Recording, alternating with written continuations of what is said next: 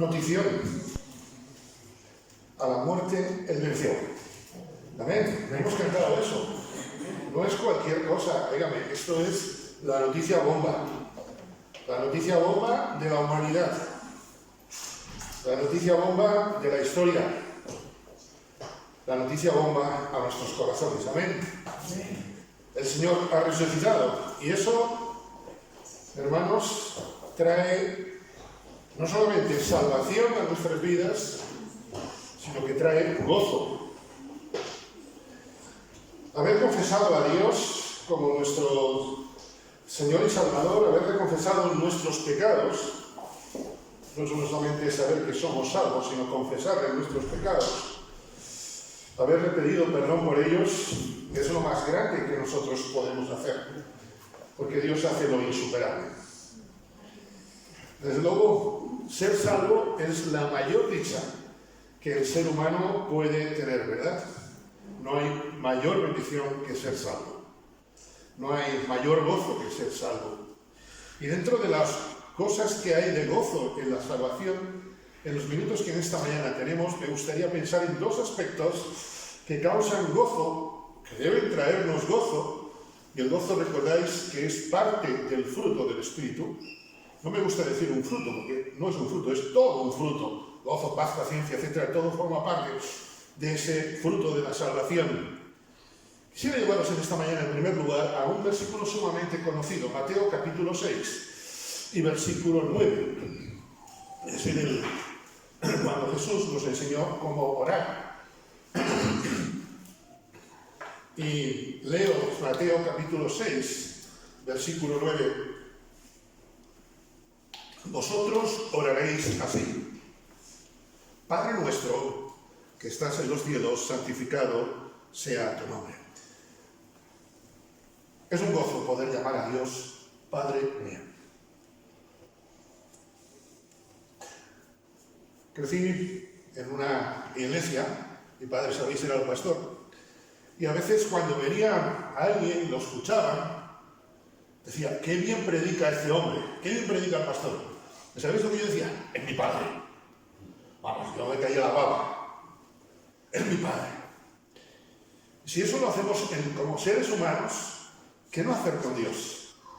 El que ha resucitado es nuestro Padre. Y es un gozo tremendo poderle llamar Padre. Es un gozo tener familiaridad con Dios. Si le llamamos Padre es porque nosotros somos sus hijos. Y recordamos en Romanos, nos dice que somos hijos adoptados. No somos por voluntad de sangre ni de varón, sino por voluntad de Dios. Somos adoptados. Queridos hermanos, no es lo mismo saber que Dios es nuestro Padre que llamarle Padre, que poder llamarle Padre. Yo sé que Felipe VI es el rey de España, pero si me tuviera que dirigir a él, no le podría decir mi rey o mi eso, tendría que decirle su majestad. No me podría dirigir de cualquier manera. No podría decirle: hola Felipe. Y sin embargo a Dios me puedo acercar a él. Es un gozo, queridos hermanos.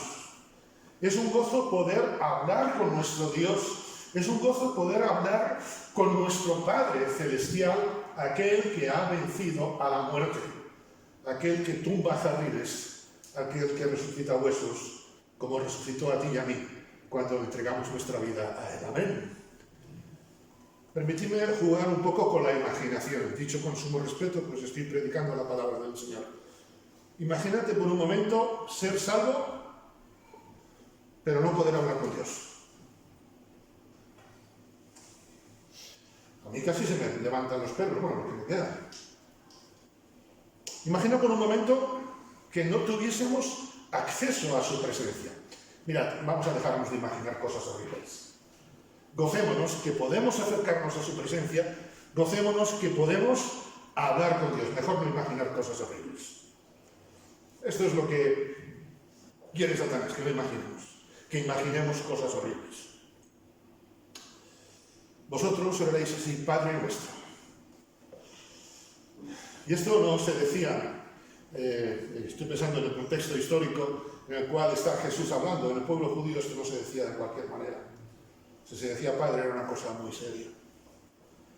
Recordar que ante estos símbolos del pan y del vino, que Dios es mi Padre, llevarme a recordar, como decía, que soy su hijo y que como hijo debo guardarle respeto, honra y honor, por mucha cercanía que tenga.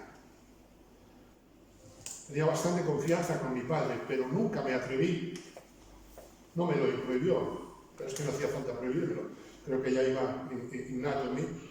Nunca traté de colegueo a mi padre, nunca lo traté de colegueo. Cuidado como a veces tratamos a Dios, porque no puedo olvidar que Él es mi Padre y yo soy su hijo por la sangre de Cristo en la cruz del Calvario. Lo demás es religiosidad.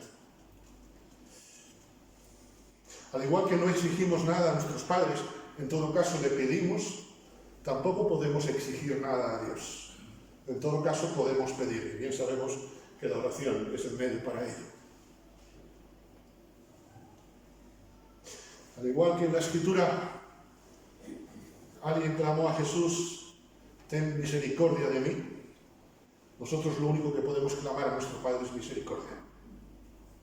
Porque como hijos no nos merecemos nada. Somos coherederos con Cristo. Si no es por Cristo, no seríamos herederos de nada. Mis queridos hermanos, gózate, mi querido hermano, mi querida hermana, gózate en esta mañana, gózate en este día, al participar de estos símbolos, porque puedes llamarle Padre. Porque puedes llamarle Padre. Gózate en esta mañana, permitidme, porque podemos presumir de nuestro Padre Celestial. Y eso es un gozo que nadie nos puede quitar, ni siquiera Satanás, y que se fastidie Satanás. Salmo 32, versículo 8. Dice el salmista David, en el Salmo 32 y versículo 8.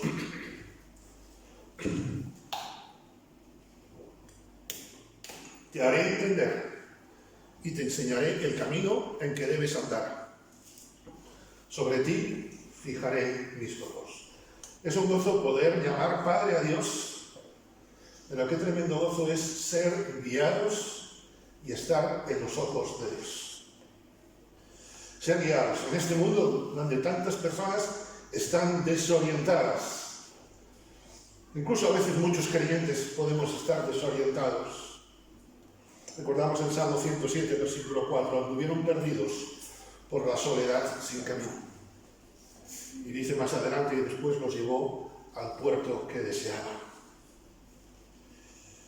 Cuando participamos de estos símbolos, cuando recordamos que Dios nos guía, no podemos olvidar que no hay sitio donde Dios no pueda vernos,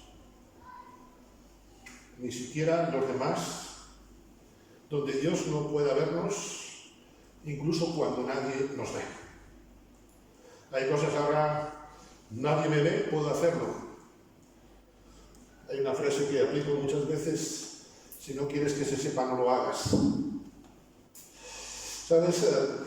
Dios ve todo, Dios ve el interior de mi corazón. Recordamos, no voy a citar los versículos del Salmo 139, pero estoy seguro que están en vuestra memoria. Sobre ti fijaré mis ojos. Nos decía Matías en la oración que Dios nos ayude en las pruebas, en las dificultades. Yo no sé qué estás pasando tú. Cada uno tiene su mochila, ¿me entendéis? Pero yo sé que Dios ha fijado sus ojos en mí, en cada uno de nosotros, a pesar de las circunstancias. Las circunstancias, esta semana hemos tenido el fenómeno este del humo, ¿verdad?, de Portugal, que nos impedía ver el cielo. Las circunstancias no impiden a Dios ver nuestro corazón. No hay humo suficiente para que Dios no nos vea, porque Él ha fijado sobre nosotros sus ojos. Para mí esto es, hermanos, quizás soy muy romántico, muy poético, pero para mí esto es qué gozo saber que el Señor se está fijando en mí. Eso me lleva a la responsabilidad. Y eso me tiene que llevar a saber esperar, a desear esperar en el Señor. O como decían los discípulos, y creo que cada uno de nosotros tiene que decirlo cada jornada, Señor, aumentanos la fe, ¿verdad? A Dios no le suena nuestra cara. Dios nos conoce. ¿No os ha pasado nunca que veis una cara y dice, ¿de dónde me suena esta cara? Dios cuando ve a cada uno de nosotros, nuestra cara no le suena. Él conoce nuestra cara. Dios, aunque fuésemos gemelos de otra persona, Dios sabe quién somos nosotros.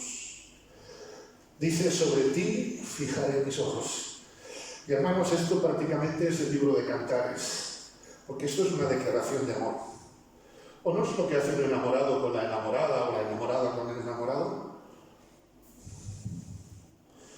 No te enfades, Marisa, yo solamente tengo ojos para ti. ¿Entendéis la ironía? Y yo también lo digo para mí. Esto es el lenguaje de enamorados. Dios se ha enamorado de ti, hermano. Dios se ha enamorado de mí. Y dice, estoy enamorado de Matías, de Natalia, estoy enamorado de Manuel, de Eduardo, estoy enamorado de Jonathan. A pesar de cómo es Jonathan y a pesar de cómo son los otros, y no vamos a entrar en detalles.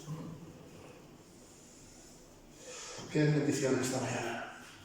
Vamos a recordar en estos símbolos a alguien que está enamorado de nosotros.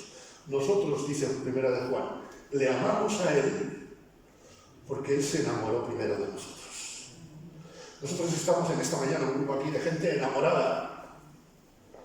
Hace tiempo en un retiro, en una cena de matrimonios, en una iglesia a la que fui invitado, al empezar pregunté, ¿cuántos de aquí estáis casados?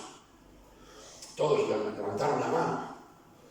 Y un poco de broma le dije, ¿y cuántos de aquí estáis enamorados? Y uy, que veo manos impares, ¿eh? Antes veía pares, ahora veo impares. ¿Sabes? Dios está enamorado de nosotros. Dios no nos deja porque a la muerte venció Cristo. Porque el hecho de haber vencido Cristo en la cruz de Calvario es que Dios está enamorado de ti y de mí. Dios fija sus ojos en ti y en mí porque desamparó a su Hijo Jesús en el Gólgota, en el Calvario. Desde luego es un gran gozo. Hermanos, esto es una noticia. Dios fija sus ojos sobre nosotros. Te haré entender y te enseñaré el camino en que debes andar. A veces tenemos un concepto erróneo de Dios en cuanto a que pensamos que Dios tarda en responder. Pero Dios nunca tarda en responder. Dios responde en el momento exacto. Otra cosa es que nosotros consideremos que es el momento exacto. ¿Quién de nosotros no ha dicho, uy, si el Señor me hubiera respondido esto hace años, menuda metedura de pata, ¿verdad? Dios contesta en el momento exacto. Y a veces con un no. Dios no tarda en responder, Dios siempre responde en el momento oportuno, en el kairos, que en griego significa la ocasión oportuna. Es interesante en el libro de los Evangelios la de veces que habla de cuando llegó la hora, cuando se cumplió, etcétera, etcétera. Marta y María, quizá el mismo Lázaro, pensaban que Jesús llegaba tarde a Betania. Pero Jesús llegó 4 días más tarde del entierro en el momento oportuno. Decías, Dios lo ha contestado, Jesús no viene. Y le habían hecho saber que Lázaro estaba enfermo. ¿Cuántas veces no te sientes como Marta y María y Lázaro? ¿No? Dios había fijado los ojos en aquella familia de Betania como la ha fijado en cada uno de nosotros. Y es curioso, cuando llegan al cementerio, cuando llegan al sepulcro, y Jesús dice desatada, dice, mira, es que lleva ya 4 días. Jesús seguía mirando, Dios seguía mirando a Lázaro cuando ya los demás no podían mirarlo. Porque los ojos de Dios se fijan sobre ti y sobre mí hasta la eternidad. Toda la eternidad, bendito sea el Señor. Hermanos, esta mañana no he traído desfibriladores, pero esto nos debería casi dar un infarto de gozo. El camino de Marta y de María, todos los demás, terminaba en el sepulcro. Sobre ti fijaré mis ojos. Te enseñaré el camino en que debes andar. El camino de Marta y María y de todos terminaba en el sepulcro. Pero Jesús le enseñó que el camino iba más allá. Recordamos, tiempo más tarde, En Mateo 28:20, cuando Jesús dice, yo estoy con vosotros, y permitidme el énfasis, nada más que todos los días hasta el fin del mundo. Más allá del camino mío, más allá de determinar mi camino, Dios está con nosotros siempre, pase lo que pase. Lázaro lo experimentó, lo que diría siglos antes el salmista en el Salmo 48:14. Dios es Dios nuestro eternamente y para siempre. Él nos guiará incluso más allá de la muerte. Sobre ti fijaré mis ojos y te enseñaré el camino que debes andar. ¿Sabes? Somos guiados por Dios, aunque haya tristezas en nuestra vida, aunque todo esté, como decía hace un instante, nublado a nuestro alrededor, aunque estemos pasando tribulaciones, confortará mi alma, me guiará por sendas de justicia. No sé qué tribulación estás pasando en esta mañana, pero gózate en el Señor, porque el gozo del Señor es nuestra fuerza, no las circunstancias. Dios nos guía, aunque no entendamos cómo Dios está actuando, aunque muchas veces nos veamos como Marta y María, que no sabemos cómo está actuando Dios, pero Dios está actuando. Dios actúa en nuestras vidas, nos guía en el camino, aunque no comprendamos el porqué de las cosas. Sí, hermanos, hermano, hermana, el Señor fija sobre ti su mirada. El Señor fija sobre tu vida, sobre mi mirada. El Señor fija sobre esta iglesia local, a pesar de nosotros, como decíamos antes. El Señor fija sobre nosotros su mirada y nos muestra qué hacer, por ejemplo, frente al nuevo curso o frente a cualquier circunstancia. Porque al fin y al cabo, como diría el salmista en el Salmo 31:15, en tus manos están mis tiempos. Los tiempos de esta iglesia, los tiempos de cada uno de nosotros, los tiempos de Dios están en sus manos, obviamente. Así pues, participemos en esta mañana de los símbolos como lo que somos: afortunados, dichosos, bienaventurados. Os lo digo en pocas palabras. Participemos como lo que somos, como hijos del Rey de Reyes. Amén.